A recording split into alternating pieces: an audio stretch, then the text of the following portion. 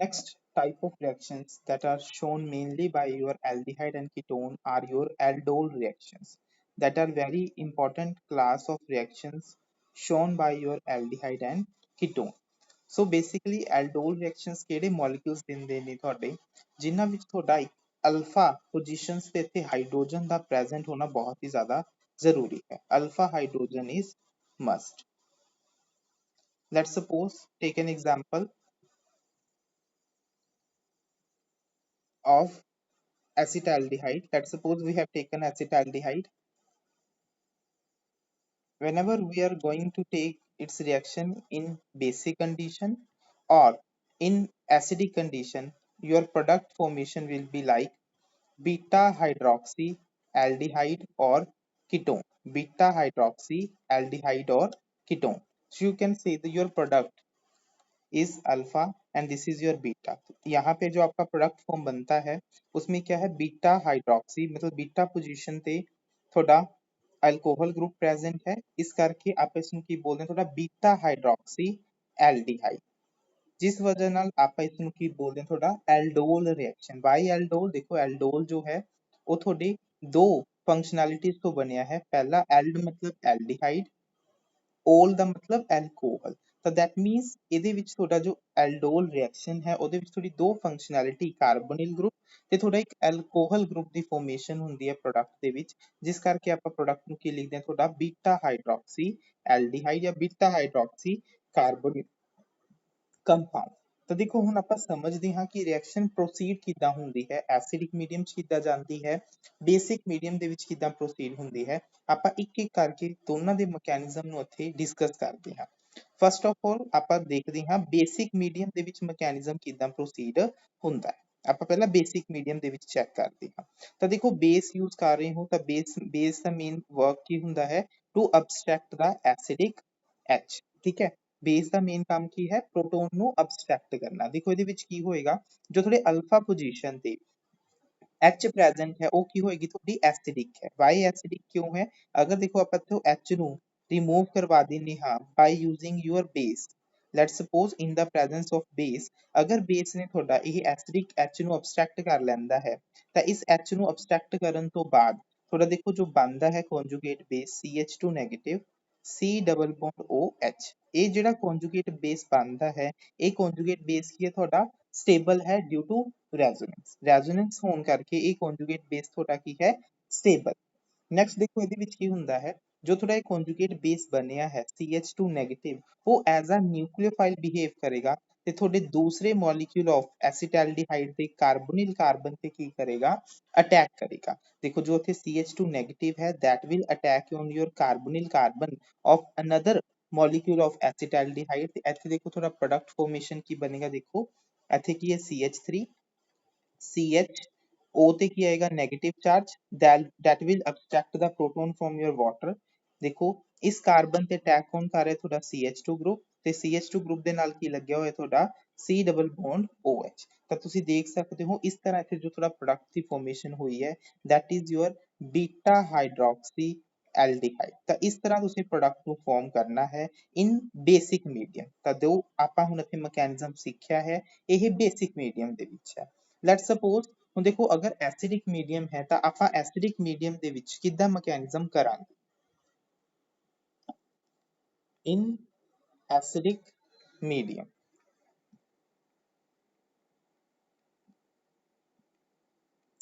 ਤਾਂ ਦੇਖੋ acidic medium ਚ ਰਿਐਕਸ਼ਨ ਕਿੱਦਾਂ ਪ੍ਰੋਸੀਡ ਕਰੇਗੀ ਸਭ ਤੋਂ ਪਹਿਲਾਂ let's suppose take the example of your acetaldehyde ਤੁਸੀਂ ਦੇਖ ਸਕਦੇ ਹੋ ਅਗਰ ਤੁਹਾਡਾ ਇੱਥੇ ਐਸਿਡਿਕ ਮੀਡੀਅਮ ਹੈ ਤਾਂ ਸਭ ਤੋਂ ਪਹਿਲਾਂ ਇੱਥੇ ਕੀ ਹੋਏਗਾ ਤੁਹਾਡਾ ਪ੍ਰੋਟੋਨੇਸ਼ਨ ਜੋ ਆਕਸੀਜਨ ਦੇ ਲੋਨ ਪੇਅਰ ਨੇ that will get protonated by your proton ਸਭ ਤੋਂ ਪਹਿਲਾਂ ਇੱਥੇ ਕੀ ਹੋਏਗੀ ਤੁਹਾਡੀ ਪ੍ਰੋਟੋਨੇਸ਼ਨ ਹੋਏਗੀ ਦੇਖੋ ਜਿੱਦਾਂ ਹੀ ਇੱਥੇ ਪ੍ਰੋਟੋਨੇਸ਼ਨ ਹੋਈ ਪ੍ਰੋਟੋਨੇਸ਼ਨ ਹੋਣ ਦੇ ਨਾਲ ਆਕਸੀਜਨ ਤੇ ਚਾਰਜ ਕੀ ਆ ਗਿਆ ਤੁਹਾਡਾ ਪੋਜ਼ਿਟਿਵ that means ਆਕਸੀਜਨ ਹੋਰ ਵੀ ਜ਼ਿਆਦਾ ਕੀ ਬਣ ਗਿਆ ਤੁਹਾਡਾ ਇਲੈਕਟ੍ਰੋਨੈਗੇਟਿਵ ਬਣ ਗਿਆ ਸੋ ਇੱਥੇ ਕੀ ਹੋਏਗੀ ਤੁਹਾਡੀ ਹੁਣ ਇੱਥੇ ਟੋਟੋਮਰਾਈਜੇਸ਼ਨ ਹੋਏਗੀ ਸੋ that ਕਿ ਜੋ ਤੁਹਾਡਾ ਇੱਥੇ ਆਕਸੀਜਨ ਤੇ ਜੋ ਤੁਹਾਡਾ ਪੋਜ਼ਿਟਿਵ ਚਾਰਜ ਆਇਆ ਹੈ ਉਸ ਨੂੰ ਆਪਾਂ ਕੀ ਕਰ ਸਕੀਏ ਡਿਸਪਰਸ ਕਰ ਸਕੀਏ ਤਾਂ ਕਿ ਆਪਾਂ ਪੋਜ਼ਿਟਿਵ ਚਾਰਜ ਨੂੰ ਕੀ ਕਰ ਸਕੀਏ ਆਪਾਂ ਦੂਰ ਕਰ ਸਕੀਏ ਤਾਂ ਇੱਥੇ ਦੇਖੋ ਤੁਹਾਡਾ ਪ੍ਰੋਡਕਟ ਕੀ ਬਣੇਗਾ CH2 double bond C OH H ਦੇਖੋ ਇਹ ਕੀ ਬਣ ਗਿਆ ਤੁਹਾਡਾ enol this is your enol form and जो थोड़ा इनोल कंटेंट है दैट विल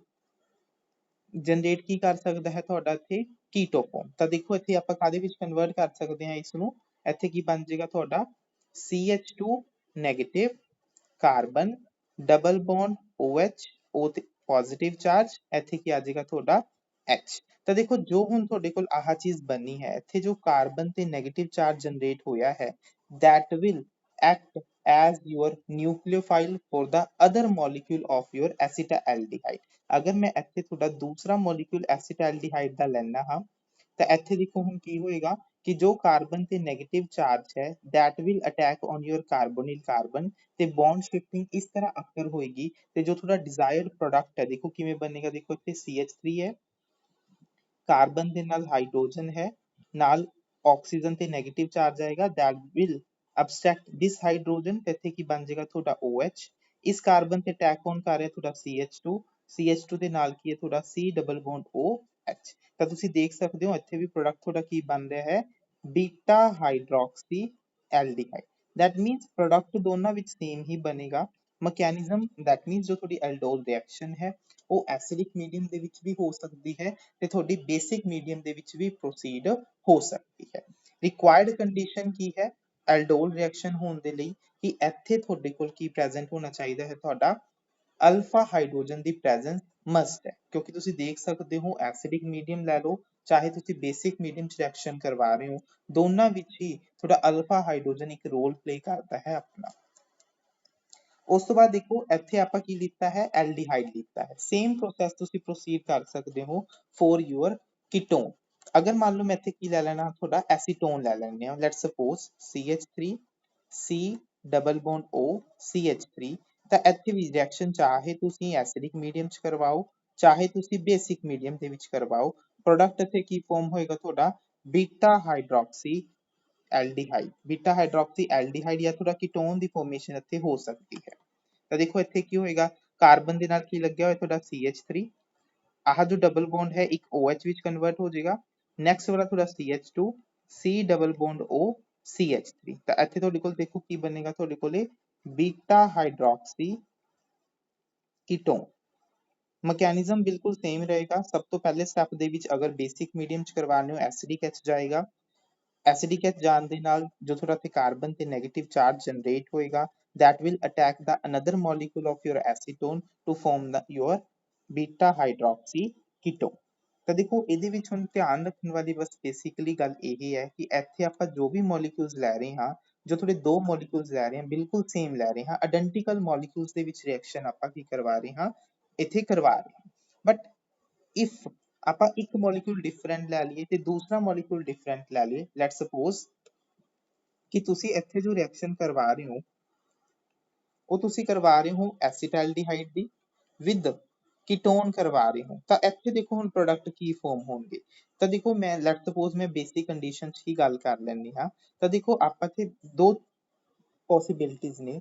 ਫਸਟ ਪੋਸਿਬਿਲਿਟੀ ਆਪਾਂ ਇੱਥੇ ਡਿਸਕਸ ਕਰਦੇ ਹਾਂ ਕਿ ਜੋ ਤੁਹਾਡਾ ਬੇਸ ਹੈ ਉਹ H ਨੂੰ ਕਿੱਥੋਂ ਅਬਸਟ੍ਰੈਕਟ ਕਰੇਗਾ ਤੁਹਾਡੇ ਐਲਡੀਹਾਈਡ ਤੋਂ। ਲੈਟ ਸਪੋਜ਼ ਬੇਸ ਕਿੱਥੋਂ H ਨੂੰ ਅਬਸਟ੍ਰੈਕਟ ਕਰ ਰਿਹਾ ਤੁਹਾਡੇ ਐਲਡੀਹਾਈਡ ਤੋਂ। ਅਗਰ ਬੇਸ ਨੇ ਜੋ ਤੁਹਾਡਾ H ਹੈ ਉਹ ਤੁਹਾਡੇ ਐਲਡੀਹਾਈਡ ਤੋਂ ਅਬਸਟ੍ਰੈਕਟ ਕੀਤਾ ਹੈ ਤਾਂ ਤੁਹਾਡੇ ਕੋਲ ਕੀ ਬਣੇਗਾ conjugate base ਬਣੇਗਾ aldehyde the and that will act as your nucleophile ਤੇ ਤੁਹਾਡੇ ਕਿਸ ਤੇ ਅਟੈਕ ਕਰੇਗਾ ਕਾਰਬੋਨਿਲ ਕਾਰਬਨ of your acetone। ਤਾਂ ਇੱਥੇ ਜੋ ਤੁਹਾਡਾ ਡਿਜ਼ਾਇਰਡ ਪ੍ਰੋਡਕਟ ਕੀ ਬਣੇਗਾ ਤੁਸੀਂ ਦੇਖ ਸਕਦੇ ਹੋ ਇੱਥੇ ਕੀ ਜਨਰੇਟ ਹੋਏਗਾ ਤੁਹਾਡੇ ਕੋਲ CH3 C CH3 that will convert into your O negative that will abstract hydrogen to convert it as OH।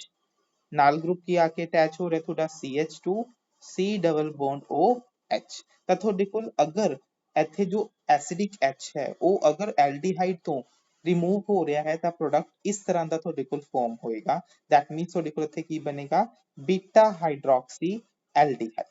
Now let's suppose ਕਿ ਇੱਥਾ ਹੁਣ ਤੁਹਾਡੇ ਕੀਟੋਨ ਤੋਂ ਐਸਿਡਿਕ H ਜਾ ਰਿਹਾ ਹੈ CH3 C double bond O CH3। ਅਗਰ ਇੱਥੋਂ ਤੁਹਾਡੇ ਕੀਟੋਨ ਤੋਂ ਐਸਿਡਿਕ H ਜਾ ਰਿਹਾ ਹੈ ਲੈਟਸ ਸਪੋਜ਼ ਕੀ ਬਣ ਰਿਹਾ ਹੈ CH3 C double bond O CH2 negative ਹੈ ਨਾ and that will now attack on the carbonyl carbon of your acetaldehyde. ਤਾਂ ਦੇਖੋ ਇੱਥੇ ਕੀ ਹੋਏਗਾ, ਇੱਥੇ ਜੋ ਨੈਗੇਟਿਵ ਚਾਰਜ ਹੈ ਉਹ ਤੁਹਾਡੇ ਕਾਰਬੋਨਿਲ ਕਾਰਬਨ ਤੇ ਅਟੈਕ ਕਰੇਗਾ, ਤੇ ਇੱਥੇ ਜੋ ਤੁਹਾਡਾ ਪ੍ਰੋਡਕਟ ਫਾਰਮ ਹੋਏਗਾ ਕੀ ਬਣੇਗਾ, ਦੇਖੋ CH3 C double bond O CH2। ਦੇਖੋ CH2 ਨੇ ਕਿਸ ਤੇ ਅਟੈਕ ਕੀਤਾ, ਤੁਹਾਡਾ ਕਾਰਬਨ ਤੇ, CH ਤੇ ਉੱਥੇ ਕੀ ਆਏਗਾ, ਆਕਸੀਜਨ ਤੇ negative charge, that will abstract hydrogen, ਕਾਚ ਕਨਵਰਟ ਹੋ ਜਾਏਗਾ ਤੁਹਾਡੇ OH ਦੇ ਵਿੱਚ, ਤੇ ਨਾਲ ਕੀ ਲੱਗਿਆ ਹੈ ਤੁਹਾਡੇ ਕੋਲ CH3। ਤਾਂ ਤੁਹਾਡੇ ਕੋਲ ਇੱਥੇ ਦੇਖੋ ਇਹ ਪ੍ਰੋਡਕਟ ਫਾਰਮ ਹੋਏਗਾ। ਤਾਂ ਦੇਖੋ ਪ੍ਰੋਡਕਟ ਤੁਹਾਡੇ ਕੋਲ ਡਿਫਰੈਂਟ ਫਾਰਮ ਹੋ ਰਹੇ ਨੇ ਇਸ ਕੇਸ ਦੇ ਵਿੱਚ। ਤਾਂ ਇਸ ਤਰ੍ਹਾਂ ਦੀ ਰਿਐਕਸ਼ਨ ਜਿਨ੍ਹਾਂ ਵਿੱਚ ਤੁਸੀਂ ਜੋ ਦੋ ਮੋਲੀਕਿਊਲਸ ਲੈ ਰਹੇ ਹੋ ਉਹ ਦੋਨੋਂ ਡਿਫਰੈਂਟ ਲੈਣੇ ਹੋ, ਤਾਂ ਉਸ ਨੂੰ ਆਪਾਂ ਬੋਲਦੇ ਹਾਂ ਤੁਹਾਡਾ ਕ੍ਰੋਸ ਐਲਡੋਲ ਰਿਐਕਸ਼ਨ, ਕ੍ਰੋਸ ਐਲਡੋਲ ਰਿਐਕਸ਼ਨ। ਦੇਖੋ ਇੱਕ ਹੁੰਦਾ ਹੈ ਤੁਹਾਡਾ ਐਲਡੋਲ ਕੰਡੈਂਸੇਸ਼ਨ ਰਿਐਕਸ਼ਨ, ਇੱਕ ਟਰਮ ਹੁੰਦੀ ਹੈ ਤੁਹਾਡੀ, ਤੁਸੀਂ ਹੈਡਿੰਗ ਲਿਖ ਸਕਦੇ ਹੋ ਐਲਡੋਲ ਕੰਡੈਂਸੇਸ਼ਨ ਰਿਐਕਸ਼ਨ। ਦੇਖੋ ਕੰਡੈਂਸੇਸ਼ਨ ਦਾ ਮਤਲਬ ਕੀ ਹੁੰਦਾ ਹੈ ਤੁਹਾਡਾ, ਕਿ ਉਹਦੇ ਵਿੱਚੋਂ ਆਪਾਂ ਕੋਈ ਮੋਲੀਕਿਊਲ, ਸਮਾਲ ਮੋਲੀਕਿਊਲ ਨੂੰ ਐਲੀਮੀਨੇਟ ਕਰਵਾ ਰਹੇ ਹਾਂ, and that is generally held in heating condition, take place generally take place in heating. ਅਗਰ ਤੁਸੀਂ ਹੀਟ ਕਰਦੇ ਹੋ ਤਾਂ ਇਸ ਕੰਡੈਂਸੇਸ਼ਨ ਰਿਐਕਸ਼ਨ ਕੀ ਹੁੰਦੀ ਹੈ ਤੁਹਾਡੀ, ਪ੍ਰੋਸੀਡ ਹੁੰਦੀ ਹੈ। ਦੇਖੋ ਇਹਦੇ ਵਿੱਚ ਹੋਏਗਾ ਕਿ ਲੈਟ ਸਪੋਜ਼ ਕਿ ਜੋ ਤੁਹਾਡਾ ਇੱਥੇ ਫਸਟ ਮੋਲੀਕੂਲ ਆਪਾਂ ਇਸ ਨੂੰ ਹੀ ਕੰਸੀਡਰ ਕਰ ਲੈਂਦੇ ਹਾਂ, CH3 COH, ਇੱਥੇ ਤੁਹਾਡੇ ਕੋਲ CH3 ਹੈ, there is CH2 and C double bond OH, ਹੈ ਨਾ। ਤਾਂ ਦੇਖੋ ਅਗਰ ਤੁਸੀਂ ਇਸ ਨੂੰ ਹੀਟ ਕੀਤਾ, ਤੇ ਦੇਖੋ ਇੱਥੇ ਹੀਟਿੰਗ ਹੋਣ ਤੇ ਕੀ ਹੋਏਗਾ, ਕਿ ਦੇਖੋ ਹੀਟ ਹੋਣ ਤੇ ਇੱਥੇ ਵਾਟਰ ਐਲੀਮੀਨੇਟ ਕਰ ਸਕਦਾ ਹੈ, ਇੱਥੋਂ ਤੁਹਾਡਾ OH ਤੇ ਇੱਥੋਂ ਤੁਹਾਡਾ ਹਾਈਡਰੋਜਨ। ਸਭ ਤੋਂ ਪਹਿਲਾਂ ਜਦੋਂ ਹੀਟ ਕਰੋਗੇ, ਦੇਖੋ ਬੇਸਿਕ ਮੀਡੀਅਮ ਤਾਂ ਯੂਜ਼ ਕਰ ਹੀ ਰਹੇ ਹੋ, ਤਾਂ ਬੇਸਿਕ ਮੀਡੀਅਮ ਦੇ ਵਿੱਚ ਸਭ ਤੋਂ ਪਹਿਲਾਂ ਇਹੀ ਜੋ H ਹੈ that will eliminate, ਇਹ H ਜਿੱਦਾਂ ਹੀ ਐਲੀਮੀਨੇਟ ਹੋਏਗੀ ਇੱਥੇ ਨੈਗੇਟਿਵ ਚਾਰਜ ਆਏਗਾ, and that negative charge will remove your OH group। ਤਾਂ ਇਸ ਤਰ੍ਹਾਂ ਇੱਥੋਂ ਕਰਕੇ ਵਾਟਰ ਦੀ ਕੀ ਹੁੰਦੀ ਹੈ, ਐਲੀਮੀਨੇਸ਼ਨ ਹੁੰਦੀ ਹੈ, ਤੇ ਜੋ ਤੁਹਾਡਾ ਪ੍ਰੋਡਕਟ ਬਣਦਾ ਹੈ ਉਹ ਕੀ ਬਣੇਗਾ ਤੁਹਾਡੇ ਕੋਲ CH3 C CH3, ਇੱਥੇ ਦੇਖੋ ਕੀ ਜਨਰੇਟ ਹੋ ਜਾਏਗਾ ਤੁਹਾਡਾ double bond CH C double bond OH। ਤਾਂ ਦੇਖੋ ਇੱਥੇ ਜੋ ਤੁਹਾਡਾ ਪ੍ਰੋਡਕਟ ਫਾਰਮ ਹੁੰਦਾ ਹੈ that is your alpha comma beta, alpha comma beta unsaturated carbonyl compound। ਤਾਂ ਇੱਥੇ ਤੁਹਾਡੇ ਕੋਲੇ alpha comma beta unsaturated ਕਾਰਬੋਨਿਲ compound generate ਹੁੰਦਾ ਹੈ, ਐਂਡ ਇਹ ਕਿਉਂ ਜਨਰੇਟ ਹੋ ਰਿਹਾ ਹੈ, ਬਿਕੋਜ਼ ਜੋ ਤੁਹਾਡਾ alpha comma beta unsaturated ਕਾਰਬੋਨਿਲ compound ਹੈ ਉਹ ਰੈਜ਼ੋਨੈਂਸ ਦੇ ਥਰੂ ਕੀ ਹੁੰਦਾ ਹੈ ਤੁਹਾਡਾ, ਸਟੇਬਲ ਹੈ। ਤਾਂ ਪੁਆਇੰਟ ਪੇਪਰ 'ਚ ਧਿਆਨ ਕੀ ਰੱਖਣਾ ਹੈ, ਅਗਰ ਤੁਹਾਨੂੰ ਰਿਐਕਸ਼ਨ ਗਿਵਨ ਹੈ ਐਲਡੀਹਾਈਡ ਜਾਂ ਕੀਟੋਨ ਦੀ ਐਸਿਡਿਕ ਜਾਂ ਬੇਸਿਕ ਮੀਡੀਅਮ ਦੇ ਵਿੱਚ, ਤਾਂ ਸਭ ਤੋਂ ਪਹਿਲਾਂ ਤੁਸੀਂ ਦਿਮਾਗ ਲਗਾਉਣਾ ਹੈ, ਅਗਰ ਉੱਥੇ ਅਲਫਾ ਹਾਈਡਰੋਜਨ ਪ੍ਰੈਜ਼ੈਂਟ ਹੈ ਗਿਵਨ ਕਾਰਬੋਨਿਲ ਕੰਪਾਊਂਡ ਦੇ ਵਿੱਚ, ਤਾਂ ਸਭ ਤੋਂ ਪਹਿਲਾਂ ਤੁਸੀਂ ਐਲਡੋਲ ਪ੍ਰੋਡਕਟ ਬਣਾਉਣਾ ਹੈ। ਅਗਰ ਉਹਨਾਂ ਨੇ ਹੀਟਿੰਗ ਵੀ ਪ੍ਰੋਵਾਈਡ ਕੀਤੀ ਹੈ, ਤਾਂ ਹੀਟਿੰਗ ਜੇ ਅਗਰ ਪ੍ਰੋਵਾਈਡ ਹੈ, ਫਿਰ ਤੁਸੀਂ ਜੋ ਫਾਈਨਲ ਪ੍ਰੋਡਕਟ ਬਣਾਓਗੇ ਉਹ ਕੀ ਬਣਾਓਗੇ, ਤੁਸੀਂ ਆਪਣਾ alpha comma beta unsaturated ਕਾਰਬੋਨਿਲ compound. ਕਿਉਂ ਬਣ ਰਿਹਾ ਹੈ, ਕਿਉਂਕਿ ਜਿੱਦਾਂ ਹੀ ਇੱਥੋਂ ਵਾਟਰ ਐਲੀਮੀਨੇਟ ਹੋਏਗਾ, ਇੱਥੇ ਜਦੋਂ ਵੀ ਡਬਲ ਬੌਂਡ ਕ੍ਰੀਏਟ ਹੋ ਜਾਏਗਾ, that double bond can take part in your resonance with your carbonyl group, ਜਿਸ ਕਰਕੇ ਇਹ ਜੋ ਬੌਂਡ ਫਾਰਮੇਸ਼ਨ ਜੋ ਪ੍ਰੋਡਕਟ ਫਾਰਮ ਹੁੰਦਾ ਹੈ ਉਹ ਬਹੁਤ ਜ਼ਿਆਦਾ ਸਟੇਬਲ ਹੋ ਜਾਂਦਾ ਹੈ। ਇਸ ਕਰਕੇ ਇੱਥੇ ਤੁਹਾਡਾ ਵਾਟਰ ਐਲੀਮੀਨੇਟ ਹੁੰਦਾ ਹੈ ਤੇ ਪ੍ਰੋਡਕਟ ਦੀ ਫਾਰਮੇਸ਼ਨ ਹੁੰਦੀ ਹੈ। ਸਿਮਿਲਰਲੀ ਅਗਰ ਤੁਸੀਂ ਸੈਕਿੰਡ ਇਸ ਕੰਪਾਊਂਡ ਦੀ ਗੱਲ ਕਰੋ, ਤਾਂ ਇਹਦੇ ਵਿੱਚ ਦੇਖੋ ਕਿੱਦਾਂ ਬਣਾਓਗੇ, CH3 C double bond O, ਇੱਥੇ ਕੀ ਹੈ ਤੁਹਾਡਾ CH2, ਮੈਨੂੰ ਏਦਾਂ ਲਿਖ ਦਿੰਦਾ ਹਾਂ CHOH CH3। ਤਾਂ ਅਗਰ ਤੁਸੀਂ ਇਸ ਨੂੰ ਹੀਟ ਕਰੋਗੇ ਤਾਂ ਇੱਥੇ ਵੀ ਦੇਖੋ ਤੁਸੀਂ ਕੀ ਐਲੀਮੀਨੇਟ ਕਰਵਾਉਣਾ ਹੈ, ਤੁਹਾਡਾ ਵਾਟਰ ਨੂੰ ਐਲੀਮੀਨੇਟ ਕਰਵਾਉਣਾ ਹੈ, ਇੱਥੋਂ ਤੁਹਾਡਾ H ਤੇ ਇੱਥੋਂ ਤੁਹਾਡਾ OH ਨਿਕਲ ਜਾਏਗਾ, to form your corresponding alpha comma beta unsaturated carbonyl compound। ਇੱਥੇ ਬਣ ਜਾਏਗਾ CH double bond CH CH3। So this is will be your desired alpha comma beta unsaturated carbonyl compound। ਤਾਂ ਇੱਥੇ ਵੀ ਦੇਖੋ that is also resonance stabilized, ਹੈ ਨਾ। ਤਾਂ resonance stabilized ਹੋਣ ਕਰਕੇ ਹੀ ਇੱਥੇ ਤੁਹਾਡਾ ਐਲੀਮੀਨੇਸ਼ਨ ਹੋ ਕੇ ਵਾਟਰ ਮੋਲੀਕਿਊਲ ਕੀ ਹੋ ਰਿਹਾ ਹੈ, ਤੁਹਾਡਾ ਬਾਹਰ ਨਿਕਲ ਰਿਹਾ ਹੈ। ਇਸ ਤਰ੍ਹਾਂ ਦੀਆਂ ਰਿਐਕਸ਼ਨਸ ਨੂੰ ਆਪਾਂ ਬੋਲਦੇ ਹਾਂ ਤੁਹਾਡਾ ਕੰਡੈਂਸੇਸ਼ਨ reaction. Now what if your carbonyl compound doesn't contain any alpha hydrogen? ਤਾਂ ਉਸ ਕੇਸ ਦੇ ਵਿੱਚ ਕਿੱਦਾਂ ਦੀਆਂ ਰਿਐਕਸ਼ਨਸ ਹੋਣਗੀਆਂ, ਤਾਂ ਉਸ ਤਰ੍ਹਾਂ ਦੀਆਂ ਰਿਐਕਸ਼ਨ ਜਦੋਂ ਆਪਾਂ ਉਹਨਾਂ ਟਾਈਪ ਦੇ ਕੰਪਾਊਂਡਸ ਕਰਵਾਉਂਦੇ ਹਾਂ, ਤਾਂ ਉਹ ਕੰਪਾਊਂਡ ਕੀ ਸ਼ੋ ਕਰਦੇ ਨੇ ਤੁਹਾਡੇ ਕੈਨਿਜ਼ਾਰੋ ਰਿਐਕਸ਼ਨ। ਕੈਨਿਜ਼ਾਰੋ ਰਿਐਕਸ਼ਨ ਆਪਾਂ ਉਹਨਾਂ ਕਾਰਬਨਿਲ ਕੰਪਾਊਂਡਸ ਕਰਦੇ ਹਾਂ that don't contain alpha hydrogen, ਜਿਨ੍ਹਾਂ ਵਿੱਚ ਤੁਹਾਡੀ alpha hydrogen present ਨਹੀਂ ਹੁੰਦੀ, ਤਾਂ ਉੱਥੇ ਆਪਾਂ ਕੈਨਿਜ਼ਾਰੋ ਰਿਐਕਸ਼ਨ ਕਰਵਾਉਂਦੇ ਹਾਂ। ਕੈਨਿਜ਼ਾਰੋ ਰਿਐਕਸ਼ਨ ਕੀ ਹੁੰਦੀ ਹੈ? ਇੱਕ ਤਰ੍ਹਾਂ ਦੀ ਤੁਹਾਡੀ ਡਿਸਪ੍ਰੋਪੋਰਸ਼ਨੇਸ਼ਨ ਰਿਐਕਸ਼ਨ ਹੁੰਦੀ ਹੈ। ਡਿਸਪ੍ਰੋਪੋਰਸ਼ਨੇਸ਼ਨ ਰਿਐਕਸ਼ਨ ਹੁੰਦੀ ਹੈ, ਜਿਹਦੇ ਵਿੱਚ ਕੀ ਹੁੰਦਾ ਹੈ, ਤੁਹਾਡਾ ਇੱਕ ਮੋਲੀਕਿਊਲ ਤੁਹਾਡਾ ਆਕਸੀਡਾਈਜ਼ਡ ਹੋ ਜਾਂਦਾ ਹੈ ਐਂਡ ਅਦਰ ਵਿਲ ਗੈਟ ਰਿਡਿਊਸਡ। ਲਿਖ ਸਕਦੇ ਹੋ ਤੁਸੀਂ, one molecule get oxidized and other get reduced, other get reduced। oxidized ਦਾ ਮਤਲਬ ਜੋ ਵੀ ਤੁਹਾਡਾ ਕਾਰਬੋਨਿਲ ਕਾਰਬਨ ਹੈ, ਕਾਰਬੋਨਿਲ ਕੰਪਾਊਂਡ ਹੈ, ਆਕਸੀਡਾਈਜ਼ ਮਤਲਬ ਉਹ ਐਸਿਡ ਦੇ ਵਿੱਚ ਕਨਵਰਟ ਹੋ ਜਾਏਗਾ ਐਂਡ ਰਿਡਿਊਸ ਦਾ ਮਤਲਬ that will be converted into your corresponding alcohol। let us take an example। Choose ਕਰੋ, ਲੈਟ ਸਪੋਜ਼ ਤੁਸੀਂ ਇੱਥੇ ਲੈ ਰਹੇ ਹੋ ਤੁਹਾਡਾ ਫਾਰਮੈਲਡੀਹਾਈਡ ਹੈ ਨਾ, ਤਾਂ ਫਾਰਮੈਲਡੀਹਾਈਡ ਦੇ ਵਿੱਚ ਤੁਸੀਂ ਦੇਖ ਸਕਦੇ ਹੋ ਇੱਥੇ ਤੁਹਾਡਾ ਕੋਈ ਵੀ ਅਲਫਾ ਹਾਈਡਰੋਜਨ ਪ੍ਰੈਜ਼ੈਂਟ ਨਹੀਂ ਹੈ, ਤਾਂ ਇੱਥੇ ਜੋ ਤੁਹਾਡਾ OH ਨੈਗੇਟਿਵ ਹੈ that will behave as your nucleophile and that will attack on your carbonyl carbon and ਤੁਹਾਡਾ bond shift ਇਸ ਤਰ੍ਹਾਂ ਦਾ ਕਰੇਗਾ such that ਜੋ ਤੁਹਾਡਾ ਪ੍ਰੋਡਕਟ ਬਣੇਗਾ ਉਹ ਦੇਖੋ ਕੀ ਬਣੇਗਾ, ਹਾਈਡਰੋਜਨ ਕਾਰਬਨ, ਇੱਥੇ ਆਕਸੀਜਨ ਤੇ ਨੈਗੇਟਿਵ ਚਾਰਜ, ਇੱਥੇ ਹਾਈਡਰੋਜਨ ਆ ਜਾਏਗਾ, ਇੱਥੇ ਕੀ ਆ ਕੇ ਲੱਗ ਗਿਆ ਤੁਹਾਡਾ OH। ਨੈਕਸਟ ਸਟੈਪ ਦੇ ਵਿੱਚ ਦੇਖੋ ਕੀ ਹੋਏਗਾ ਇੱਥੇ, that is very crucial step। ਦੇਖੋ ਇੱਥੇ ਨੈਕਸਟ ਸਟੈਪ ਦੇ ਵਿੱਚ ਕੀ ਹੋਏਗਾ, ਤੁਹਾਡਾ ਆਕਸੀਜਨ ਤੇ ਜੋ ਨੈਗੇਟਿਵ ਚਾਰਜ ਹੈ ਉਹ ਅੰਦਰ ਜਾਏਗਾ, ਇੱਥੇ ਜੋ ਕਾਰਬਨ ਤੇ ਹਾਈਡਰੋਜਨ ਵਾਲਾ ਬੌਂਡ ਹੈ ਇੱਥੋਂ ਇਹ ਹਾਈਡਰਾਈਡ ਤੁਹਾਡਾ ਇਸ ਕਾਰਬੋਨਿਲ ਦੂਸਰੇ ਫਾਰਮੈਲਡੀਹਾਈਡ ਮੋਲੀਕਿਊਲ ਦੇ ਕਾਰਬੋਨਿਲ ਕਾਰਬਨ ਤੇ ਕੀ ਕਰੇਗਾ, ਅਟੈਕ ਕਰੇਗਾ। ਤਾਂ ਤੁਸੀਂ ਦੇਖੋ ਜੋ ਤੁਹਾਡਾ ਫਸਟ ਮੋਲੀਕਿਊਲ ਸੀ ਉਹ ਕਾਦੇ ਵਿੱਚ ਕਨਵਰਟ ਹੋ ਗਿਆ, ਦੇਖੋ ਇੱਥੇ HC, ਇੱਥੇ ਦੇਖੋ ਕੀ ਬਣ ਗਿਆ, ਇਹ ਡਬਲ ਬੌਂਡ ਆਕਸੀਜਨ ਨਾਲ ਕੀ ਲੱਗਿਆ ਹੋਇਆ ਤੁਹਾਡਾ OH ਪਲੱਸ ਜੋ ਤੁਹਾਡਾ ਸੈਕਿੰਡ ਮੋਲੀਕਿਊਲ ਹੈ ਜਦੋਂ ਹੀ ਇੱਥੇ H ਨੇ ਅਟੈਕ ਕੀਤਾ ਤੇ that will convert into your ਮਿਥੇਨੋ। ਇਹ ਕਾਦੇ ਵਿੱਚ ਕਨਵਰਟ ਹੋ ਗਿਆ ਤੁਹਾਡੇ ਮਿਥੇਨੋ। ਤਾਂ ਤੁਸੀਂ ਦੇਖ ਸਕਦੇ ਹੋ ਕਿ ਇੱਕ ਫਾਰਮੈਲਡੀਹਾਈਡ ਜੋ ਮੋਲੀਕਿਊਲ ਸੀ ਉਹ ਤੁਹਾਡਾ ਇੱਕ ਐਸਿਡ ਦੇ ਵਿੱਚ ਕਨਵਰਟ ਹੋ ਗਿਆ ਤੇ ਦੂਸਰਾ ਤੁਹਾਡਾ ਰਿਡਿਊਸ ਹੋ ਕੇ ਕਾਦੇ ਵਿੱਚ ਕਨਵਰਟ ਹੋ ਗਿਆ, ਤੁਹਾਡੇ ਕੋਰਸਪੋਂਡਿੰਗ ਐਲਕੋਹਲ ਦੇ ਵਿੱਚ ਕਨਵਰਟ ਹੋ ਗਿਆ। ਦੇਖੋ ਇਹੀ ਕੇਸ ਆਪਾਂ ਉਹ ਡਿਸਕਸ ਕੀਤਾ ਹੈ ਜਿੱਥੇ ਸਿਰਫ ਤੁਹਾਡਾ ਇੱਕ single molecule same type of molecule react ਕਰ ਰਹੇ ਨੇ, ਹੈਨਾ। ਬਟ ਵਟ ਇਫ ਅਗਰ ਤੁਹਾਡੇ ਕੋਲ ਇੱਥੇ ਦੋ ਡਿਫਰੈਂਟ ਤਰ੍ਹਾਂ ਦੇ ਮੋਲੀਕਿਊਲਸ ਆ ਜਾਣ, ਲੈਟਸ ਸਪੋਜ਼ ਕਿ ਇੱਕ ਤੁਹਾਡੇ ਕੋਲ ਇੱਥੇ ਹੈ ਤੁਹਾਡਾ ਬੈਂਜ਼ੈਲਡੀਹਾਈਡ ਐਂਡ ਦ ਸੈਕਿੰਡ ਹੈ ਤੁਹਾਡਾ ਇੱਥੇ ਫਾਰਮੈਲਡੀਹਾਈਡ, ਤੇ ਤੁਸੀਂ ਦੋਨਾਂ ਦੇ ਵਿੱਚੋਂ ਕਿਸ ਦੀ ਇੱਥੇ ਆਕਸੀਡੇਸ਼ਨ ਕਰਵਾਓਗੇ ਤੇ ਕਿਸ ਦੀ ਤੁਸੀਂ ਇੱਥੇ ਰਿਡਕਸ਼ਨ ਕਰਵਾਓਗੇ, ਇਹ ਕਿੱਦਾਂ ਹੁਣ ਤੁਸੀਂ ਡਿਸਾਈਡ ਕਰੋਗੇ। ਦੇਖੋ ਜਿੱਦਾਂ ਮੈਂ ਹੁਣ ਤੁਹਾਨੂੰ ਉੱਪਰ ਸਿਖਾਇਆ ਹੈ ਕਿ ਮਕੈਨਿਜ਼ਮ ਦੇ ਵਿੱਚ ਜੋ ਫਸਟ ਸਟੈਪ ਹੈ ਉਹਦੇ ਵਿੱਚ ਕੀ ਹੈ, ਤੁਹਾਡਾ ਜੋ ਬੇਸ OH ਨੈਗੇਟਿਵ ਹੈ that will behave as your nucleophile, ਉਹ ਨਿਊਕਲੀਓਫਾਈਲ ਦੀ ਤਰ੍ਹਾਂ ਬਿਹੇਵ ਕਰਦਾ ਹੈ ਤੇ ਨਿਊਕਲੀਓਫਾਈਲ ਦਾ ਕੰਮ ਕੀ ਹੈ, ਤੁਹਾਡੇ ਇਲੈਕਟ੍ਰੋਫਿਲਿਕ ਕਾਰਬਨ ਤੇ ਅਟੈਕ ਕਰਨਾ। ਤਾਂ ਦੋਨਾਂ ਵਿੱਚੋਂ ਦੇਖੋ ਜਿਹੜਾ ਵੀ ਜ਼ਿਆਦਾ ਇਲੈਕਟ੍ਰੋਫਿਲਿਕ ਸੈਂਟਰ ਹੋਏਗਾ ਉਸ ਤੇ ਜੋ ਤੁਹਾਡਾ OH ਨੈਗੇਟਿਵ ਹੈ ਉਸ ਪੋਜੀਸ਼ਨ ਤੇ ਕੀ ਕਰੇਗਾ, ਉਸ ਕਾਰਬੋਨਿਲ ਕਾਰਬਨ ਤੇ ਕੀ ਕਰੇਗਾ, ਅਟੈਕ ਕਰੇਗਾ। ਹੁਣ ਦੇਖੋ ਜੋ ਤੁਹਾਡਾ ਇੱਥੇ ਕਾਰਬੋਨਿਲ ਕਾਰਬਨ ਹੈ ਬੈਂਜ਼ੈਲਡੀਹਾਈਡ ਦਾ, ਇਹ ਕੀ ਹੈ, ਲੈਸ ਇਲੈਕਟ੍ਰੋਫਿਲਿਕ ਹੈ।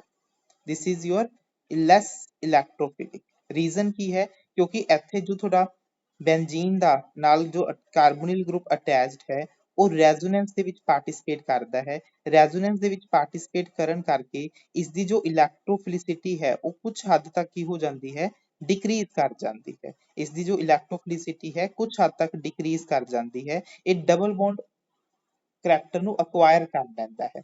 ਇਸ ਕਰਕੇ ਜੋ ਤੁਹਾਡਾ ਇੱਥੇ OH ਨੈਗੇਟਿਵ ਹੈ ਉਹ ਕਿਸ ਤੇ ਅਟੈਕ ਕਰਦਾ ਹੈ, ਤੁਹਾਡਾ ਇੱਥੇ ਕਾਰਬੋਨਿਲ ਕਾਰਬਨ ਆਫ ਯੋਰ ਫਾਰਮੈਲਡੀਹਾਈਡ। ਤਾਂ ਪਹਿਲੇ ਸਟੈਪ ਦੇ ਵਿੱਚ ਦੇਖੋ ਇੱਥੇ ਕੀ ਜਨਰੇਟ ਹੋਏਗਾ, ਤੁਹਾਡਾ ਇੱਥੇ HCO ਨੈਗੇਟਿਵ, ਇੱਥੇ H ਹੈ ਨਾਲ ਕੀ ਬਣ ਜਾਏਗਾ ਤੁਹਾਡਾ ਇੱਥੇ OH।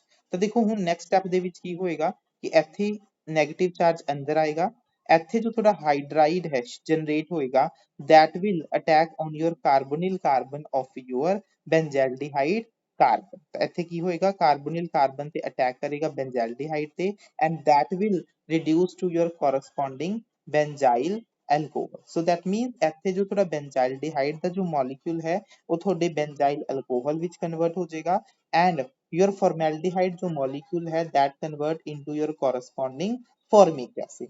ਤਾਂ ਜਦੋਂ ਤੁਹਾਡੇ ਕੋਲ ਡਿਫਰੈਂਟ ਟਾਈਪ ਦੇ ਮੋਲੀਕਿਊਲਸ ਕਾਰਬੋਨਿਲ ਕੰਪਾਊਂਡਸ ਆਉਂਦੇ ਨੇ ਜਿਨ੍ਹਾਂ ਵਿੱਚ ਕੋਈ ਵੀ ਅਲਫਾ ਹਾਈਡਰੋਜਨ ਪ੍ਰੈਜ਼ੈਂਟ ਨਹੀਂ ਹੁੰਦੀ, ਤਾਂ ਤੁਸੀਂ ਕੈਨੀਜ਼ਾਰੋ ਰਿਐਕਸ਼ਨ ਕਿੱਦਾਂ ਕਰਵਾਣੀ ਹੈ? ਇੱਕ ਪੁਆਇੰਟ ਦਾ ਬਸ ਧਿਆਨ ਰੱਖਣਾ ਹੈ, OH ਨੈਗੇਟਿਵ ਦਾ ਅਟੈਕ ਬੇਸ ਜੋ ਤੁਹਾਡਾ ਹੈ ਉਸ ਦਾ ਅਟੈਕ ਉਸ ਕਾਰਬੋਨਿਲ ਕਾਰਬਨ ਤੇ ਕਰਵਾਓਗੇ ਜਿਹੜਾ ਕਿ ਤੁਹਾਡਾ ਜ਼ਿਆਦਾ ਇਲੈਕਟ੍ਰੋਫਿਲਿਕ ਹੈ ਇਨ ਨੇਚਰ। ਜ਼ਿਆਦਾ ਇਲੈਕਟ੍ਰੋਫਿਲਿਕ ਜਿਹੜਾ ਹੋਏਗਾ ਉਸ ਤੇ ਅਟੈਕ ਕਰੇਗਾ and that will convert into your, ਜਿਸ ਤੇ ਤੁਹਾਡਾ OH ਨੈਗੇਟਿਵ ਅਟੈਕ ਕਰਦਾ ਹੈ ਉਹ ਤੁਹਾਡੇ ਐਸਿਡ ਦੇ ਵਿੱਚ ਕਨਵਰਟ ਹੋਏਗਾ, ਤੇ ਜੋ ਤੁਹਾਡਾ ਦੂਸਰਾ ਕਾਰਬੋਨਿਲ ਕਾਰਬਨ ਹੈ, ਕਾਰਬੋਨਿਲ ਮੋਲੀਕਿਊਲ ਹੈ, ਉਹ ਤੁਹਾਡੇ ਕੋਰਸਪੋਂਡਿੰਗ ਐਲਕੋਹਲ ਦੇ ਵਿੱਚ ਕਨਵਰਟ ਹੋ ਜਾਏਗਾ। ਨੈਕਸਟ ਰਿਐਕਸ਼ਨ ਲਿਖੋ, ਬੈਂਜੋਇਨ ਕੰਡੈਂਸੇਸ਼ਨ। ਬੈਂਜੋਇਨ ਕੰਡੈਂਸੇਸ਼ਨ ਦੇ ਵਿੱਚ ਦੇਖੋ ਬੇਸਿਕਲੀ ਆਪਾਂ ਕੀ ਕਰਦੇ ਹਾਂ, ਇੱਥੇ ਆਪਾਂ ਥੋੜਾ ਕੀ ਲੈਂਦੇ ਹਾਂ, ਬੈਂਜੈਲਡੀਹਾਈਡ ਤੋਂ ਸਟਾਰਟਿੰਗ ਕਰਦੇ ਹਾਂ। ਜਦੋਂ ਤੁਹਾਡਾ ਬੈਂਜੈਲਡੀਹਾਈਡ ਮੋਲੀਕਿਊਲ ਦੀ ਰਿਐਕਸ਼ਨ ਆਪਾਂ ਐਲਕੋਹਲਿਕ KCN ਦੇ ਨਾਲ ਕਰਦੇ ਹਾਂ, ਤੇ ਇੱਥੇ ਜੋ ਥੋੜਾ ਪ੍ਰੋਡਕਟ ਫਾਰਮ ਹੁੰਦਾ ਹੈ ਉਹ ਪ੍ਰੋਡਕਟ ਦਾ ਜੋ ਨਾਮ ਹੈ ਉਸ ਨੂੰ ਆਪਾਂ ਬੋਲਦੇ ਹਾਂ ਬੈਂਜੋਇਨ। ਉਸ ਨੂੰ ਆਪਾਂ ਕੀ ਬੋਲਦੇ ਹਾਂ, ਤੁਹਾਡਾ ਬੈਂਜੋਇਨ, ਜਿਸ ਕਰਕੇ ਇਸ ਨੂੰ ਆਪਾਂ ਨਾਮ ਦਿੰਦੇ ਹਾਂ ਬੈਂਜੋਇਨ ਕੰਡੈਂਸੇਸ਼ਨ। ਦੇਖੋ ਹੁਣ ਆਪਾਂ ਸਭ ਤੋਂ ਪਹਿਲਾਂ ਤਾਂ ਮਕੈਨਿਜ਼ਮ ਸਿੱਖਦੇ ਹਾਂ। ਮਕੈਨਿਜ਼ਮ ਬਹੁਤ ਹੀ ਜ਼ਿਆਦਾ ਇੰਪੋਰਟੈਂਟ ਹੈ ਕਿ ਇਹ ਕਿੱਦਾਂ ਪ੍ਰੋਸੀਡ ਕਰਦਾ ਹੈ। ਤਾਂ ਦੇਖੋ ਮਕੈਨਿਜ਼ਮ ਦੇ ਵਿੱਚ ਸਭ ਤੋਂ ਪਹਿਲਾਂ ਤੇ ਦੇਖੋ ਕੀ ਹੋਏਗਾ, ਤੁਹਾਡਾ ਬੈਂਜੋਇਨ ਹੈ। ਬੈਂਜੋਇਨ ਦੇ ਵਿੱਚ ਤੁਸੀਂ ਦੇਖ ਸਕਦੇ ਹੋ ਕਿਸੇ ਵੀ ਤਰ੍ਹਾਂ ਦਾ ਐਸਿਡਿਕ H ਪ੍ਰੈਜ਼ੈਂਟ ਨਹੀਂ ਹੈ, ਤਾਂ ਜੋ ਵੀ ਤੁਹਾਡਾ ਇੱਥੇ CN ਨੈਗੇਟਿਵ ਹੈ, ਜੋ ਤੁਹਾਡਾ CN ਨੈਗੇਟਿਵ ਹੈ, ਐਕਟ ਐਜ਼ ਯੋਰ ਨਿਊਕਲੀਓਫਾਈਲ ਦੀ ਤਰ੍ਹਾਂ ਬਿਹੇਵ ਕਰੇਗਾ। ਉਹ ਤੁਹਾਡੇ ਕਾਰਬੋਨਿਲ ਕਾਰਬਨ ਤੇ ਅਟੈਕ ਕਰੇਗਾ ਤੇ ਬੌਂਡ ਨੂੰ ਕੀ ਕਰੇਗਾ, ਸ਼ਿਫਟ ਕਰੇਗਾ। ਤਾਂ ਦੇਖੋ ਫਸਟ ਸਟੈਪ ਦੇ ਵਿੱਚ ਤੁਹਾਡਾ ਕੀ ਬਣੇਗਾ, ਬੈਂਜ਼ੀਨ ਦੇ ਨਾਲ ਆਕਸੀਜਨ ਤੇ ਨੈਗੇਟਿਵ ਚਾਰਜ, ਇੱਥੇ ਹਾਈਡਰੋਜਨ ਪ੍ਰੈਜ਼ੈਂਟ ਹੈ, ਨਾਲ ਕੀ ਹੈ ਤੁਹਾਡਾ ਇੱਥੇ ਸਾਇਨਾਈਡ। ਨੈਕਸਟ ਸਟੈਪ ਇਹ ਬਹੁਤ ਹੀ ਜ਼ਿਆਦਾ ਇੰਪੋਰਟੈਂਟ ਹੈ, ਇੱਥੇ ਕੀ ਕਰੇਗਾ, ਜੋ ਆਕਸੀਜਨ ਤੇ ਨੈਗੇਟਿਵ ਚਾਰਜ ਹੈ ਉਹ ਪ੍ਰੋਟੋਨ ਨੂੰ ਕੀ ਕਰ ਲੇਗਾ, ਅਬਸਟ੍ਰੈਕਟ ਕਰ ਲੇਗਾ।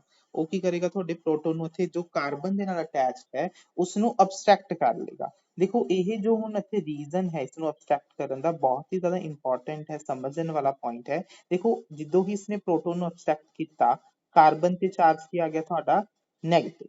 ਮਨ ਦੇ ਵਿੱਚ ਦੇਖੋ ਹੁਣ ਕੁਐਸਚਨ ਆਉਂਦਾ ਹੈ ਇਹ ਸਟੈਪ ਹੋਇਆ ਕਿਉਂ?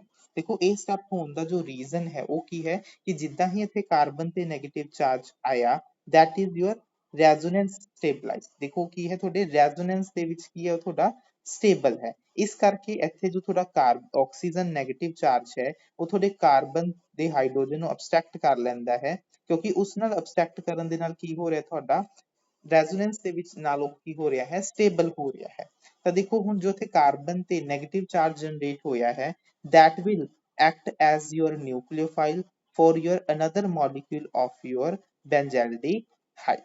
ਤੁਹਾਡੇ ਦੂਸਰੇ ਮੋਲੀਕਿਊਲ ਬੈਂਜ਼ੈਲਡੀਹਾਈਡ ਦੇ ਲਈ ਜੋ ਕਾਰਬਨ ਤੇ ਇੱਥੇ ਨੈਗੇਟਿਵ ਚਾਰਜ ਹੈ ਉਹ ਐਜ਼ ਅ ਨਿਊਕਲੀਓਫਾਈਲ ਦੀ ਤਰ੍ਹਾਂ ਕੀ ਕਰੇਗਾ, ਬਿਹੇਵ ਕਰੇਗਾ। ਤਾਂ ਦੇਖੋ ਇੱਥੇ ਕੀ ਹੋਏਗਾ, ਕਾਰਬਨ ਤੇ ਜੋ ਨੈਗੇਟਿਵ ਚਾਰਜ ਹੈ ਉਹ ਤੁਹਾਡੇ ਦੂਸਰੇ ਬੈਂਜ਼ੈਲਡੀਹਾਈਡ ਮੋਲੀਕਿਊਲ ਦੇ ਕਾਰਬੋਨਿਲ ਕਾਰਬਨ ਤੇ ਕੀ ਕਰੇਗਾ, ਅਟੈਕ ਕਰੇਗਾ। ਦੇਖੋ ਇੱਥੇ ਕੀ ਹੋਏਗਾ, ਤੁਹਾਡਾ ਬੈਂਜ਼ੀਨ, ਇੱਥੇ ਕਾਰਬਨ ਹੈ, ਉੱਪਰ ਕੀ ਹੈ ਤੁਹਾਡਾ OH, ਨੀਚੇ ਕੀ ਹੈ ਤੁਹਾਡਾ CN।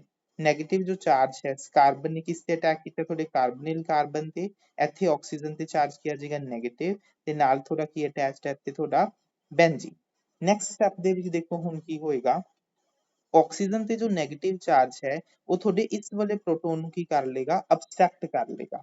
ਦੇਖੋ ਜਿੱਦਾਂ ਹੀ ਇਸਨੇ ਪ੍ਰੋਟੋਨ ਨੂੰ ਅਬਸਟ੍ਰੈਕਟ ਕੀਤਾ ਤਾਂ ਤੁਸੀਂ ਦੇਖ ਸਕਦੇ ਹੋ ਇੱਥੇ ਕੀ ਬਣੇਗਾ, ਤੁਹਾਡਾ ਆਕਸੀਜਨ ਨੈਗੇਟਿਵ, ਇੱਥੇ ਕੀ ਬਣ ਗਿਆ ਤੁਹਾਡਾ CN ਪ੍ਰੈਜ਼ੈਂਟ ਹੈ, CH, ਇੱਥੇ OH ਹੈ, ਨਾਲ ਕੀ ਤੁਹਾਡੀ ਇੱਥੇ ਬੈਂਜ਼ੀਨ। ਦੇਖੋ ਇਥੋਂ ਆਕਸੀਜਨ ਦਾ ਪ੍ਰੋਟੋਨ ਨੂੰ ਅਬਸਟ੍ਰੈਕਟ ਕਰਨ ਦਾ ਇੱਕ ਰੀਜ਼ਨ ਕੀ ਹੈ, ਕਿਉਂਕਿ ਜਿੱਦਾਂ ਹੀ ਇਸਨੇ ਪ੍ਰੋਟੋਨ ਨੂੰ ਅਬਸਟ੍ਰੈਕਟ ਕੀਤਾ, ਇਸ ਆਕਸੀਜਨ ਤੇ ਨੈਗੇਟਿਵ ਚਾਰਜ ਆਇਆ ਜੋ ਕਿ ਤੁਹਾਡਾ ਇਸ ਤਰ੍ਹਾਂ ਬੌਂਡ ਸ਼ਿਫਟ ਕਰਦਾ ਹੈ, ਤੇ ਜੋ ਤੁਹਾਡਾ ਸਾਇਨਾਈਡ ਗਰੁੱਪ ਹੈ ਉਸ ਨੂੰ ਕੀ ਕਰਵਾ ਦਿੰਦਾ ਹੈ, ਬਾਹਰ ਨਿਕਲਵਾ ਦਿੰਦਾ ਹੈ। ਜੋ ਸਾਇਨਾਈਡ ਗਰੁੱਪ ਹੁੰਦਾ ਹੈ that is a good living group, ਉਹ ਇੱਕ ਅੱਛਾ ਲਿਵਿੰਗ ਗਰੁੱਪ ਹੈ। ਤਾਂ ਜਿੱਦਾਂ ਹੀ ਉਹ ਤੁਹਾਡਾ ਬਾਹਰ ਨਿਕਲਦਾ ਹੈ ਤਾਂ ਜੋ ਤੁਹਾਡਾ ਪ੍ਰੋਡਕਟ ਫਾਰਮ ਹੁੰਦਾ ਹੈ ਉਹਨੂੰ ਆਪਾਂ ਨਾਮ ਕੀ ਦਿੰਦੇ ਹਾਂ, ਤੁਹਾਡਾ ਬੈਂਜੋਇਨ। ਉਹ ਪ੍ਰੋਡਕਟ ਕੀ ਫਾਰਮ ਹੁੰਦਾ ਤੁਹਾਡਾ ਬੈਂਜੋਇਨ। ਤਾਂ ਇਹ ਤੁਹਾਡਾ ਕੀ ਹੈ, ਬੈਂਜੋਇਨ ਫਾਰਮ ਹੁੰਦਾ ਹੈ। ਤਾਂ ਇਸ ਰਿਐਕਸ਼ਨ ਨੂੰ ਆਪਾਂ ਬੋਲਦੇ ਹਾਂ ਤੁਹਾਡਾ ਬੈਂਜੋਇਨ ਕੰਡੈਂਸੇਸ਼ਨ।